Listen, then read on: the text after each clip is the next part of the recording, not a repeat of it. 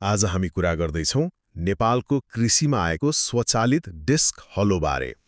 कृषि संसार नेपालले ल्याएको यो प्रविधिले साँच्चै भन्नुपर्दा खेती गर्ने तरिका नै बदल्न सक्छ।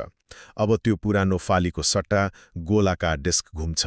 अनि यसले किसानलाई कसरी फाइदा पुर्याउँदैछ त? ल आउनुहोस् यसकै बारेमा कुरा गरौँ।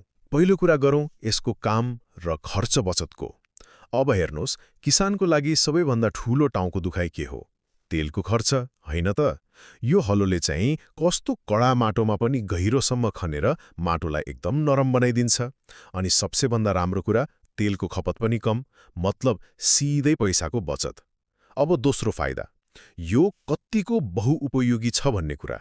तपाईँको खेत चाहे तराईमा होस् वा पहाडमा, यसले सबैतिर मजाले काम गर्छ। गहुँ होस्, मकै होस्, उखु होस्, जुनसुकै बाली लगाउनुहोस्, यो एकदमै प्रभावकारी छ। मतलब एउटै हलोले तपाईँको सबै काम फत्ते। र अन्त्यमा सबैभन्दा महत्त्वपूर्ण कुरा, यसको ग्यारेन्टी।